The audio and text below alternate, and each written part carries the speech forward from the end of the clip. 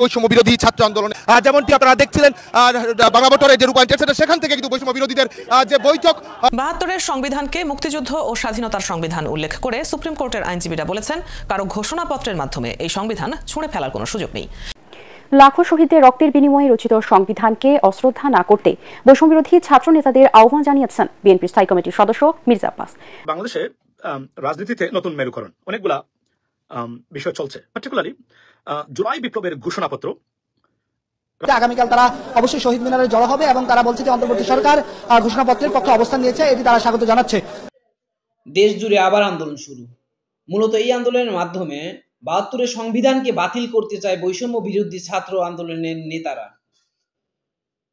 এর সাপেক্ষে দেশের বড় বড় আইনজীবীরা কি বলেছে এই সকল প্রকার তথ্য আজকের এই ভিডিওটিতে পেয়ে যাবেন। অতএব চলুন না টেনে একটি লাইক দিয়ে সম্পূর্ণ ভিডিওটি দেখে আসি। বৈষম্য বিরোধী ছাত্র আন্দোলন যেমনটি আপনারা দেখছিলেন বাংলা মোটরের যে রূপায়ণ চলছে সেখান থেকে কিন্তু বৈষম্য বিরোধীদের যে বৈঠক অনুষ্ঠিত হয়েছে সেই বৈঠক শেষে কিন্তু তারা মিছিল নিয়ে বাংলা মোটর থেকে তারা মিছিল নিয়ে কিন্তু এই মুহূর্তে ঢাকা বিশ্ববিদ্যালয় হয়ে শহীদ মিনারের দিকে তারা কিন্তু আসলে যাচ্ছে। সেই দৃশ্য কিন্তু সরাসরি আপনাদের দেশবাদ লাইভে আমরা দেখানোর চেষ্টা করছি। তারা যেমনটি আগামীকাল মূলত সকলের চোখ যখন শহীদ মিনারে আলোচনার জায়গায় 31 ডিসেম্বর কি হতে যাচ্ছে সেই আলোচনা যখন তুঙ্গে, ঠিক তখন কিন্তু আসলে সরকারের পক্ষ থেকে তাদের প্রতি আগ্রহের জায়গাটি দেখানো হলো এবং তাদের পক্ষ থেকে যেটি বলা হচ্ছে প্রক্লেমেশন ঘোষণার যে বিষয়টি যে কর্মসূচিটি সেই কর্মসূচি তারা আসলে থাকবে। তবে সরকার যেহেতু নীতিগতভাবে তাদের সিদ্ধান্তের সঙ্গে একাত্মতা জানিয়ে তাদের সমাবেশটি হবে এবং শহীদ মিনারেই সমাবেশটি করবে এবং সেটি সমর্থন জানিয়ে কিন্তু এই মুহূর্তে বৈষম্য বিরোধী ছাত্র আন্দোলনের যে সভাটি সেই সভাটি শেষে তারা কিন্তু এই মুহূর্তে বৈষম্য বিরোধী ছাত্র আন্দোলনের নেতা যারা রয়েছে সমাবেশ রয়েছে তাদের নিয়ে কিন্তু একটি মিছিল বাংলা মোটর থেকে তারা কিন্তু মিছিলটি নিয়ে বের হয়েছে এবং সেই মিছিলটি এখন শাহবাগ হয়ে ঢাকা বিশ্ববিদ্যালয় রাজু ভাস্কর্যের সামনে দিয়ে কিন্তু কেন্দ্রীয় শহীদ মিনারের দিকে যাচ্ছে এবং তারা যেটি বলছে সরকার তাদের দাবির প্রেক্ষিতে আন্তরিকতার জায়গায় দেখেছে, তারা সেটিকে স্বাগত জানায়। তবে তাদের যে দাবি প্রক্লেমেশন এবং বিপ্লবী সরকার গঠনের যে বিষয় তাদের যে প্রস্তাবগুলো ছিল সেটিও কিন্তু তারা তাদের যে অব্যাহত তারা ভাইভাবে যাদের অবস্থা সেটি তারা অব্যাহত এবং আগামীকালের যে সমাবেশটি কিন্তু তারা করবে এবং সেখানে আহত যারা ছিলেন এবং জুলাই বিপ্লবে অংশগ্রহণ আহত যারা ছিলেন তারা যেমন থাকবেন, নিহত পরিবারের সদস্যরা থাকবেন এবং তাদেরকে নিয়ে মূলত আগামীকালের যে সমাবেশ সেই সমাবেশটি কিন্তু তারা অব্যাহতভাবে এখনো তারা কিন্তু ঘোষণা দিয়েছে সমাবেশটি অনুষ্ঠিত এবং সেই লক্ষ্যে জানান দিয়ে কিন্তু তারা সাধারণ মানুষকে তারা রাস্তায় নেমে আসার আহ্বান জানিয়ে কিন্তু তারা এই মুহূর্তে বাংলা মোটর থেকে তাদের যে মিছিলটি সেই মিছিলটি বের করে তারা কিন্তু এই মুহূর্তে শহীদ মিনার দিকে এগিয়ে যাচ্ছে এবং সেখানে তারা বলছে এই যে অব্যাহতভাবে তাদের যে দাবি সেই দাবিটি তাদের অব্যাহত থাকবে এবং সেই প্রেক্ষিতে বৈষম্য বিরোধী ছাত্র আন্দোলন তাদের যে বৈঠক সেই বৈঠক শেষে তারা কিন্তু বাংলা মোটর থেকে একটি মিছিল নিয়ে শাহবাগ হয়ে রাজু ভাস্কর্যের সামনে দিয়ে এখন তারা শহীদ মিনার দিকে যাচ্ছে এবং সেখানে সমন্বয়ক যারা রয়েছেন তারা কিন্তু রয়েছেন এবং বৈষম্য বিরোধী ছাত্র আন্দোলনের যারা সমন্বয়ক আন্দোলনকে রয়েছে তারা কিন্তু এসেছেন এবং তারা বলছেন আগামীকাল যে সমাবেশ অনুষ্ঠিত হবে সেখানে সারা দেশের মানুষ যারা রয়েছেন তাদের কাছে আহ্বানও কিন্তু তারা জানিয়েছেন এবং তারা বলছেন যে প্রক্লেমেশন ঘোষণা যে কর্মসূচি ছিল যখন সাধারণ মানুষ থেকে সকলের চোখ মূলত 31 ডিসেম্বর কি হতে যাচ্ছে ঢাকা শহীদ মিনারে এটি যখন আলোচনার কেন্দ্রবিন্দু তখন কিন্তু এক ধরনের আবারও আলোচনা সরকারের পক্ষ থেকে তাদের আহ্বান জানানো হয়েছিল এবং সেটি তারা ইতিবাচকভাবে গ্রহণ করলো। তারা বলছে তাদের যে কর্মসূচি সেটি অব্যাহতভাবেই থাকবে।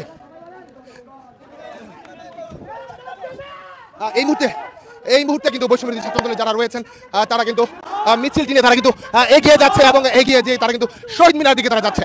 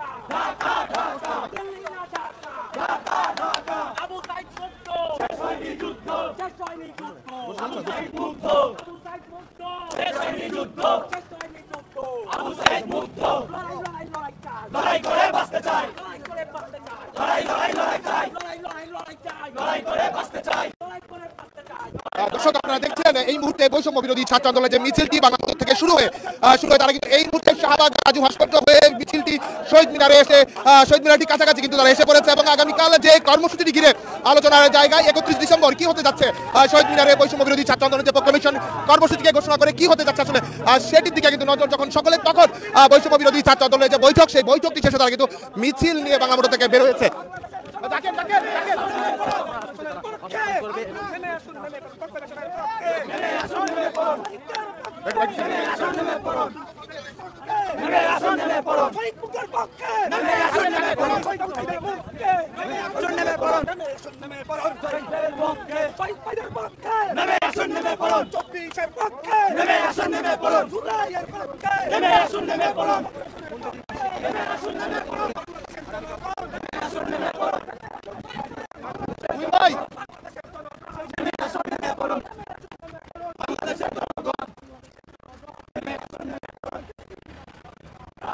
আপনারা দেখছেন এই মুহূর্তে মিছিলটি শহীদ মিনারে এসে পৌঁছেছে এবং তারা যে প্রোক্লামেশন জারির কথা বলেছিল, প্রোক্লামেশন যে ঘোষণাটি তারা দেওয়ার কথা ছিল সেটি কিন্তু বৈঠক শেষে তাদের সিদ্ধান্ত তারা কিন্তু আগামীকাল সে সমাবেশটি করছে। কুইন ভাই এই মুহূর্তে এই মিছিলে কথা বলবেন আমাদের আরেক প্রতিবেদক আব্দুল তিন। এই মুহূর্তে বৈষম্যবিরোধী ছাত্র আন্দোলনের যেই মিছিলটি ছিল সেই মিছিলটি তাদের যে অফিসটি রয়েছে বাংলা মোটর, সেই অফিস থেকে মূলত তারা ঢাকা বিশ্ববিদ্যালয়ের ভেতর দিয়ে এসে এই মুহূর্তে শহীদ মিনার এসে অবস্থান নিয়েছে এবং এই মুহূর্তে তারা আসলে এখানে বসে পড়ছেন এবং শহীদ মিনার এসে তারা বসে পড়ছেন এবং এখানে তারা আসলে কথা বলছিলেন। এবং বৈষম্যবিরোধী ছাত্র আন্দোলনের অন্যতম একজন সমন্বয়ক তিনি আসলে বলছিলেন, যারা আসলে তার সাথে ছিলেন,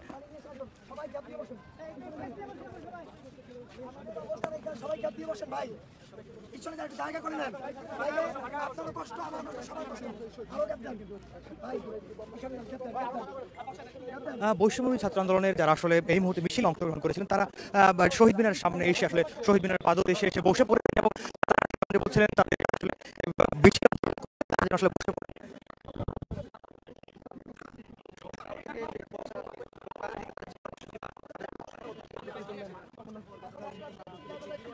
কালকের জন্য স্পিড রাখতে হবে, ঠিক একটা পানি এসে তারপরে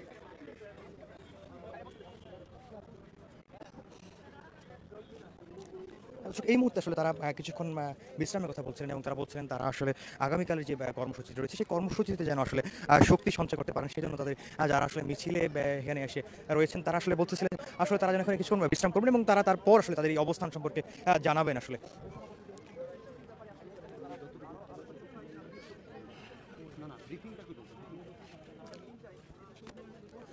কেন্দ্রীয় শহীদ মিনার এই মুহূর্তে আপনারা দেখতে পাচ্ছেন বৈষম্যবিরোধী ছাত্র আন্দোলনের অফিস থেকে, কেন্দ্রীয় অফিস যেটি রয়েছে বাংলা মোটর, সেই বাংলা মোটর অফিস থেকে তারা আসলে যে মিছিলটি নিয়ে ঢাকা বিশ্ববিদ্যালয়ে প্রদক্ষিণ করে এই মুহূর্তে শহীদ মিনার এসে অবস্থান নিয়েছেন, সেই শহীদ মিনার মূলত তারা এসে এখানে আসার সাথে সাথে তারা আসলে এখানে বসে পড়েছেন এবং তারা আসলে যারা মিছিলে অংশগ্রহণ করেছিলেন তাদেরকে বলছিলেন আসলে তাদেরকে বিশ্রাম নেওয়ার জন্য এবং আগামীকালের জন্য আসলে আগামীকাল যে প্রোগ্রাম যাদের রয়েছে, কর্মসূচি রয়েছে, সেই কর্মসূচিতে শক্তি সঞ্চয়ের বিষয়টি তারা আসলে বলছিলেন এবং এই মুহূর্তে তারা আসলে কিছু কথা বলবেন। আমরা স্পষ্টভাবে সবাইকে বলতে চাই, কোনো ষড়যন্ত্র, কোনো চক্রান্ত কাউকে আমাদের আটকাতে পারবে না। আমরা যদি এইখানে 10 জন থাকি, প্রয়োজনে কালকে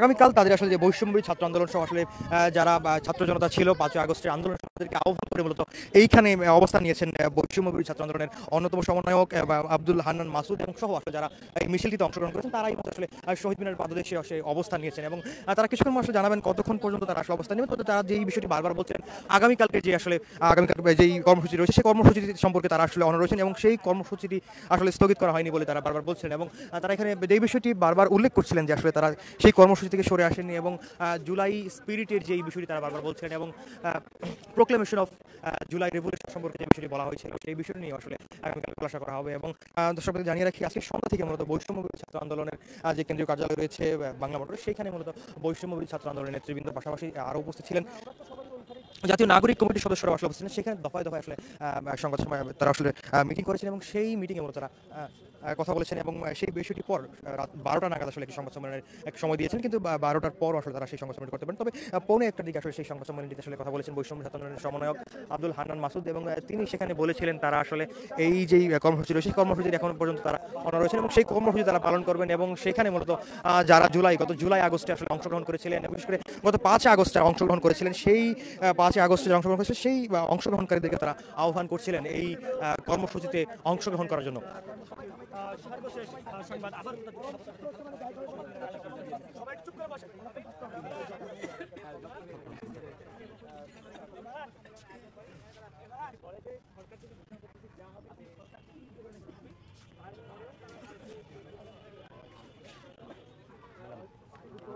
৭২-এর সংবিধানকে মুক্তিযুদ্ধ ও স্বাধীনতার সংবিধান উল্লেখ করে সুপ্রিম কোর্টের আইনজীবীরা বলেছেন, কারো ঘোষণাপত্রের মাধ্যমে এই সংবিধান ছুঁড়ে ফেলার কোনো সুযোগ নেই।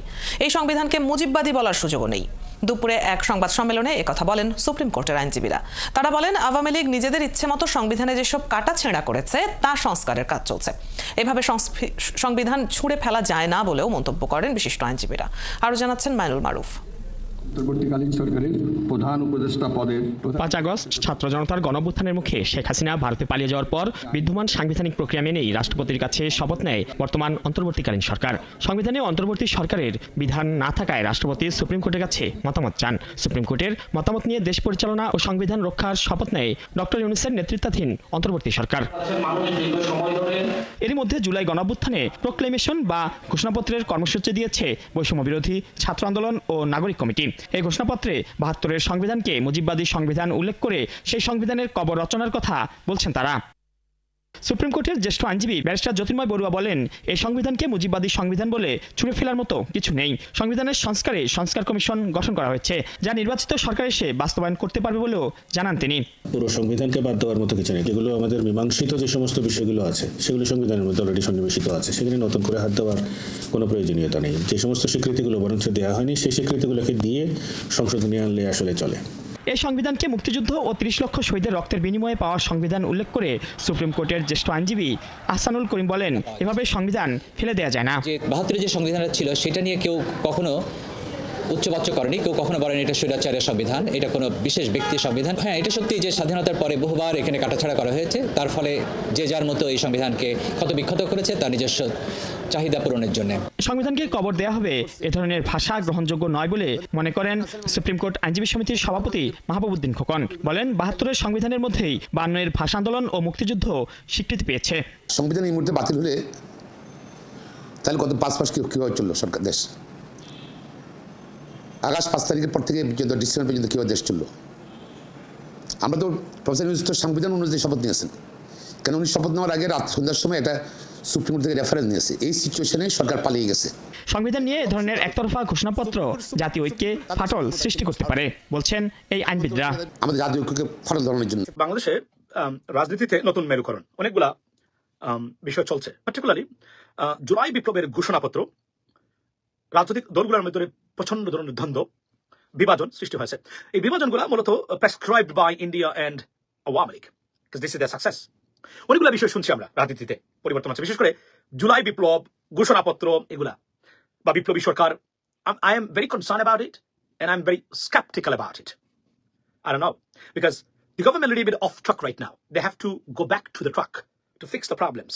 Although I have a serious doubt about this government, how they can move and they can achieve the desired goals that we need or much needed. The reforms that is much needed is being halted by the government, I believe, because the task or the projects being deviated for many other stuff, which is not even necessary, but they are in fact.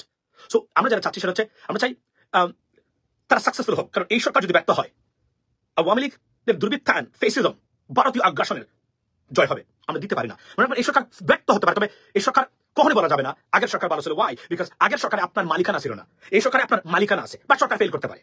That's the bottom line. But আমি সবকিছু বলছি এই স্বল্প সময় এটা বলতে চাই, প্রত্যেকটা বিষয় আমি ওয়াচিং ভেরি ক্লোজলি। মনে রাখবেন, আমি ইন্টারন্যাশনাল পার্সপেক্টিভে বাংলাদেশ, ইন্টারন্যাশনাল কমিউনিটি কিভাবে বাংলাদেশের পরিবর্তনগুলোকে দেখে, এটা আমার কাছে ইম্পর্টেন্ট। কেননা international, particularly United states of America, US government, তারা কি করে, কিভাবে দেখে, কিভাবে অ্যাকসেপ্ট করে প্রত্যেকটা পরিবর্তন বাংলাদেশে। It is very pivotal, very vital. With their supports you are in trouble. Every country, those who lost their supports from the United States are in trouble right now. For example, Cuba, Iran, Venezuela, Russia, so on, Afghanistan. Every day, every country, those are not associated with the United States policy, they are in trouble right now. You can disagree, but the reality is, without their support, you are in trouble.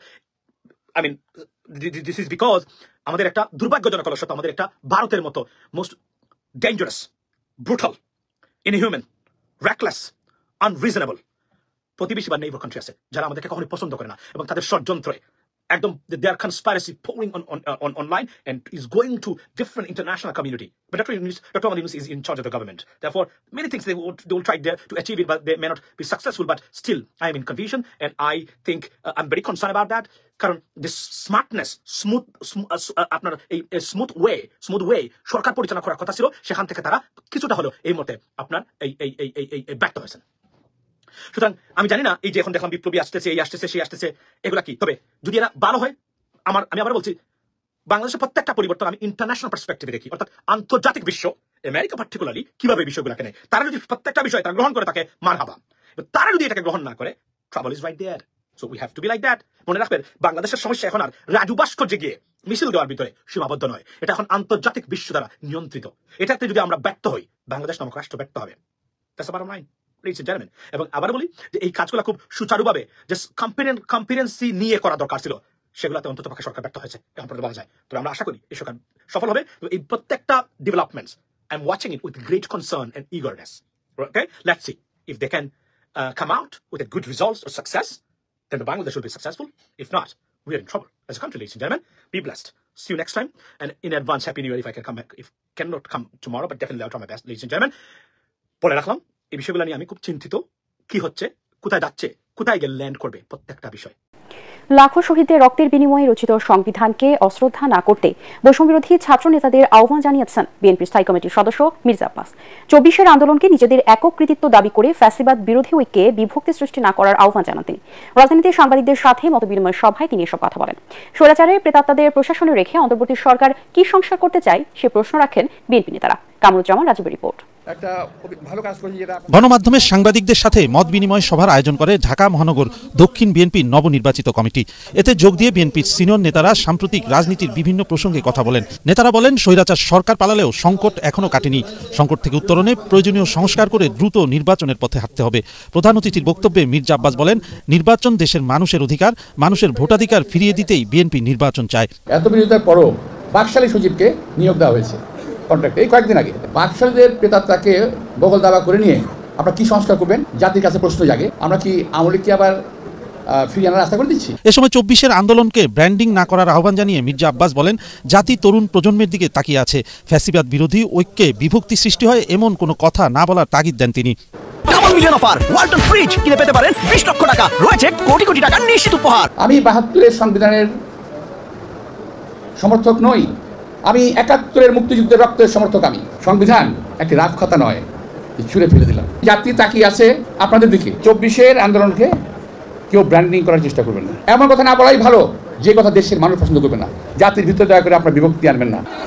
এদিকে বিজয় দিবস উপলক্ষে rickshaw, van ও auto চালক দলের নেতাকর্মীদের নিয়ে জিয়াউর রহমানের সমাধিতে শ্রদ্ধা জানানোর পর রুহুল কবির রিজভী অভিযোগ করেন, 71-এর বিরোধীরা বিএনপির নামে কলঙ্ক লেপন করে রাজনৈতিক ফায়দা হাসিলের চেষ্টা করছে। 5 আগস্টের পরের দিনে কি করে ইসলামী ব্যাংকগুলো আপনারা দখল করেছেন, এটা কি জনগণ দেখেনি? শেখ হাসিনার সাথে আঘাত করে সেদিন জাননে এরশাদের কুলাঙ্গারের নির্বাচনে আপনারা তো ইসলাম নিয়ে রাজনীতি করেন।